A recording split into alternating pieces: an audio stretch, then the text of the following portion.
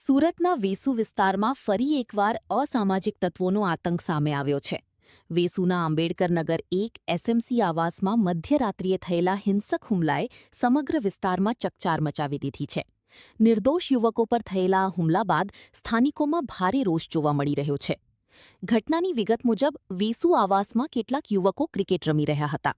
ત્યારે માથાભારે શખ્સો સુલતાન નામના વ્યક્તિની શોધમાં ત્યાં આવી પહોંચ્યા હતા.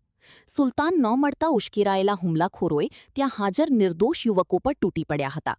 આ હિંસક હુમલામાં એક 19 વર્ષીય યુવક ગંભીર રીતે ઘાયલ થયો હતો. હુમલો એટલો ભયાનક હતો કે યુવકની આંગળીમાં 6 ઇંચનું રેમ્બો ચપ્પુ ફસાઈ ગયું હતું. ઘટનાને પગલે ઈજાગ્રસ્ત યુવકને તાત્કાલિક સારવાર માટે ખસેડવામાં આવ્યો હતો, જ્યારે રોષે ભરાયેલા લોકોના ટોળાએ વેસુ પોલીસ મથકનો ઘેરાવ કર્યો હતો. જનતાના દબાણ અને મામલાની ગંભીરતા જોતા પોલીસે ત્વરિત તપાસ હાથ ધરી 6 માંથી 5 આરોપીઓની ધરપકડ કરી લીધી છે. જો કે સ્થાનિકોનો આક્ષેપ છે કે પોલીસે એક આરોપીને છોડી દીધો છે.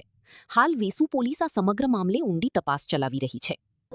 જી, વેસુ પોલીસ સ્ટેશન વિસ્તારની અંદર 28/4/2026ના રોજ રાત્રિના આશરે 12 વાગ્યાના અરસાની અંદર આંબેડકર નગર એસએમસી આવાસની અંદર કેટલાક અસામાજિક તત્વો પ્રાણઘાતક હથિયાર સાથે એક સમ થઈ અને તેઓ કોઈ એક વ્યક્તિને કોઈ કારણસર શોધતા હતા.